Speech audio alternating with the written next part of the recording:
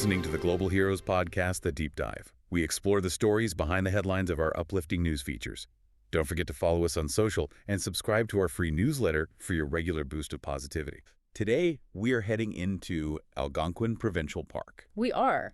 Because something is happening there that is, well, genuinely rare. The announcement of the new Fork Lake Trail. It's the first new interpretive hiking trail supported in the park in, over 2 decades? Over 2 decades. So our mission today is to unpack why this is such a huge deal. We'll look at the specific history of trail support by the Friends of Algonquin Park, and then crucially, we'll dig into the engineering that makes this trail so unique. And you're right to call it a huge deal. I mean, the value visitors place on these trails is immense. Oh, really? Yeah, the data is pretty clear. Something like 94% of park visitors say hiking access is essential for them. 94%, wow. And over 80% of them walk at least one interpretive trail when they visit.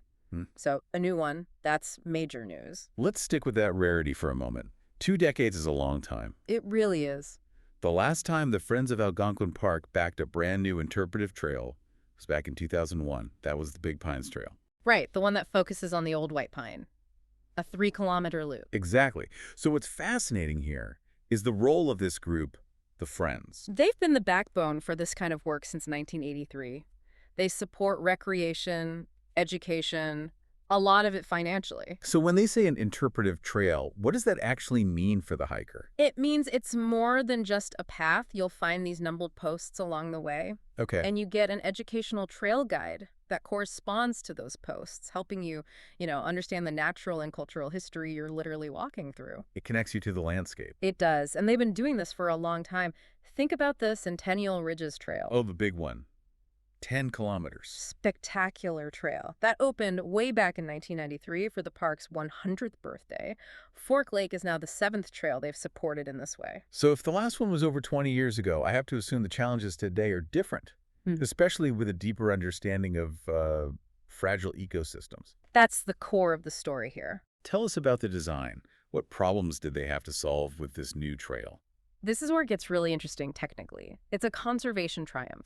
The trail gets you to some scenic lookouts, sure, but the biggest engineering challenge was a sensitive black spruce bog. A black spruce bog. Okay, Yeah. for those of us who haven't walked through one, what does that actually mean? You can't just lay down some gravel. Oh, definitely not.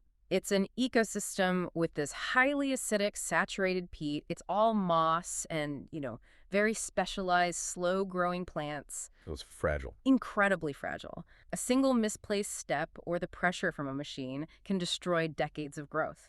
It can just permanently mess up the water table. So what was the solution? An innovative floating boardwalk. Floating. Yeah, it ensures there's zero ground pressure. The trail basically mimics the natural hydrology of the bog, letting water flow underneath, all while giving you safe access. That's amazing. And that's not all. They also put in tons of footbridges for other sensitive spots and 2 big sets of stairs to stop erosion on the steeper sections. So every piece of it is intentional. Every single piece is there to protect the land. That level of detail is just remarkable. It reminds me of what Linda Leckie, the chair of the Friends, said. She noted that this kind of construction effort just doesn't happen. No, it takes relentless work. From staff, and as she pointed out, especially from the dedicated volunteers, it really is a huge achievement. And if you connect this all back to the bigger mission of the Friends, it makes perfect sense. They're a charity, right? Their goal is to create these educational programs. To inspire future stewards. Exactly. They don't just build trails, they build pathways to understanding. So, this brings us to a final thought for you, the visitor. Considering that the most complex and expensive parts of this new trail, that floating boardwalk, the stairs, they weren't built for convenience. Not at all. They were put there specifically to protect the ecosystem. So what's the ultimate challenge in balancing our enjoyment of a place with preserving the true, wild value of a protected area like Algonquin Park? That's it for today's deep dive. Want more? Stay connected with Global Heroes through our newsletter and socials.